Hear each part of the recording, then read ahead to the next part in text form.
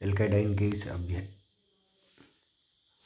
इस अध्याय में हम देखेंगे कि 1,3-ब्यूटाडाइन की योगात्मक अभिक्रियाएं किस प्रकार संपन्न होती हैं। ये बहुत ही महत्वपूर्ण अभिक्रिया है। जब 1,3-ब्यूटाडाइन से क्रिया कराई जाती है तो इलेक्ट्रॉन स्नेही योगात्मक अभिक्रियाएं प्राप्त होती हैं। इस प्रकार के योग को हम 1,2 और 1,4 योग भी कहते हैं। जब भी हम 1,3-ब्यूटाडाइन को देखते हैं तो हम देखते हैं कि प्रथम कार्बन और तृतीय कार्बन पर डबल बॉन्ड जुड़ा हुआ होता है। जब इसकी HBr से अभिक्रिया कराते हैं तो हम देखते हैं कि 1,2 योग सिस योग और 1,4 योग ट्रांस योग होता है। इस प्रकार की अभिक्रिया को समझने के लिए उसके क्रियाविधि को समझना आवश्यक है। इस अभिक्रिया में कार्बोकैटायन मध्यवर्ती के रूप में बनता है। जब भी हम 1,3-ब्यूटाडाइन की क्रिया HBr से कराते हैं तो हम देखते हैं कि सर्वप्रथम 1,2 योग होता है और हमें एक ब्रोमीन अणु प्राप्त होता है। इस अभिक्रिया में हम देखते हैं कि सर्वप्रथम H+ आयन 1,3-ब्यूटाडाइन के साथ क्रिया करता है और H+ आयन क्रिया करने के साथ एक कार्बोकैटायन बनाता है।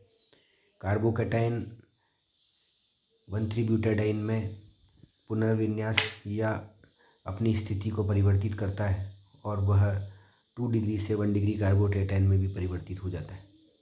इस प्रकार हमें 2 प्रकार के कार्बोकैटायन प्राप्त होते हैं, एक 2 डिग्री कार्बोकैटायन और 1 डिग्री कार्बोकैटायन। इसी आधार पर जब ब्रोमीन दूसरी स्टेप में रिएक्शन करता है तो वो 1 और 4 या 1,2 योग और 1,4 योग के द्वारा यौगिक का निर्माण करता है।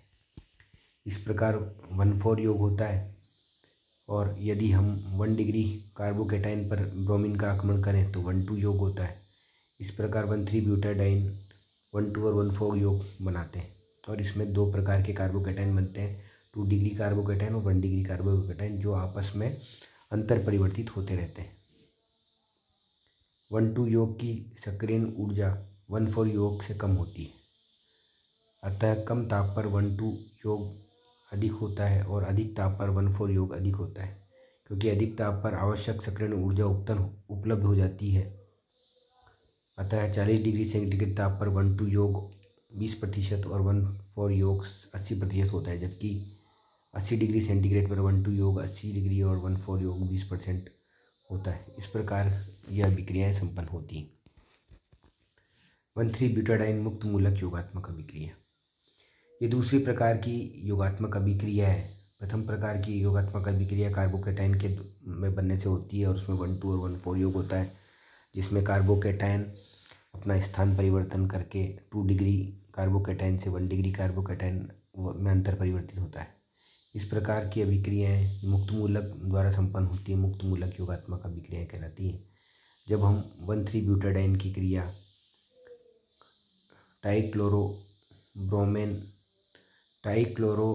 ब्रोमो ट्राइक्लोरो मीथेन से कराते हैं बेंजोइल पेरोक्साइड की उपस्थिति में, तो हम देखते हैं कि 1,2 योग पर दोनों हेलोजन से युक्त यौगिक जुड़ जाते हैं और 1,4 योग में भी जिस प्रकार कार्बोकैटायन में जुड़े थे उस प्रकार ही जुड़ जाते हैं।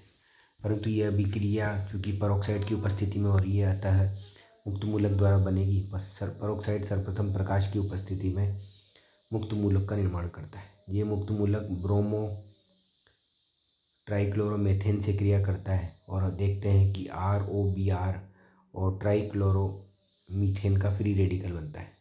ये ट्राइक्लोरोमीथेन का फ्री रेडिकल जब 1,3-ब्यूटाडाइन से रिएक्शन करता है तो एक फ्री रेडिकल का निर्माण होता है, अर्थात श्रृंखला संचयन अनुपात का निर्माण करता है।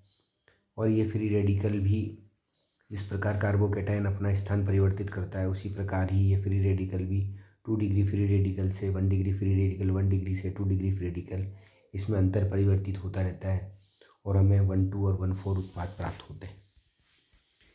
1,3-ब्यूटाडाइन और आइसोप्रीन का बहुलीकरण।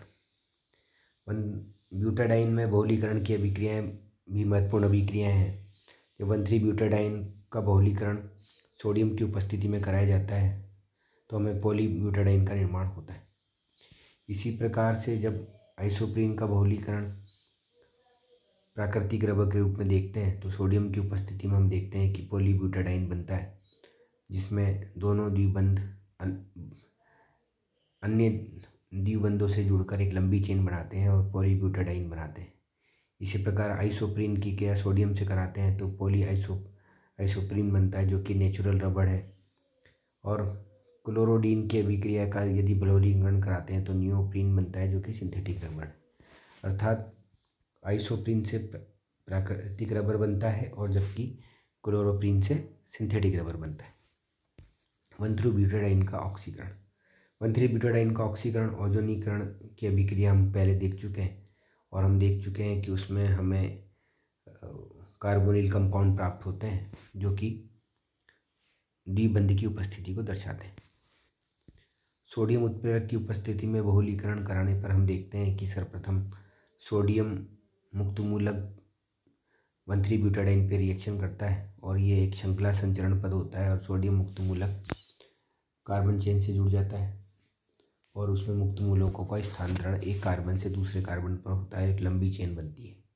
इसी प्रकार की अभिक्रिया आइसोप्रीन में भी होती है और आइसोप्रीन के बहुलीकरण से बने हुए पदार्थ पॉली आइसोप्रीन प्राकृतिक रबर जैसे होते हैं, इन्हें ब्यूना रबर भी कहते हैं। Buena S rubber. सोडियम की उपस्थिति में ब्यूटाडाइन तथा स्टायरीन के मिश्रित बहुलीकरण से बना हुआ उत्पाद ब्यूना एस कहलाता है। स्टायरीन व ब्यूटाडाइन से बनने के कारण यह रबर को SBr या S-ब्यूटाडाइन रबर भी कहते हैं। जब भी हम ब्यूटाडाइन की क्रिया स्टायरीन से कराते हैं तो हम देखते हैं कि सोडियम धातु की उपस्थिति में बहुलीकरण होता है और बहुलीकरण से SBr या ब्यूना एस रबर प्राप्त होता है। स्टायरीन में एक बेंजीन समूह के साथ एथीन जड़ समूह का योग होता है। ब्यूना एस का प्रमुख भाग स्वचालित वाहनों के टायर बनाने में किया जाता है, जबकि ब्यूना एन यदि ब्यूटाडाइन का सह बहुलीकरण वाइनिल साइनाइड या एक्रिलोनाइट्रेट के साथ कराया जाता है तो बना हुआ रबर ब्यूना एन रबर कहलाता है। अर्थात ब्यूना एन और ब्यूना एस स्टायरीन से संबंधित है जबकि ब्यूना एन नाइट्राइल या साइनाइड से संबंधित है। जब भी हम 1,3-ब्यूटाडाइन की क्रिया एक्रिलोनाइट्राइल या CH2 डबल बॉन्ड CHCN से कराते हैं तो इनके बहुलीकरण से ब्यूना एन रबर प्राप्त होता है। यह एक दृढ़ ऊष्मारोधी और कार्बनिक विलायकों के प्रति उदासीन होता है। नियोप्रीन। यदि हम क्लोरोप्रीन या प्राकृतिक जो रबर होता है उसी के प्रकार का एक रबर है जो हम पूर्व में अध्ययन कर चुके हैं, इसके बहुलीकरण से क्लोरोप्रीन का निर्माण होता है।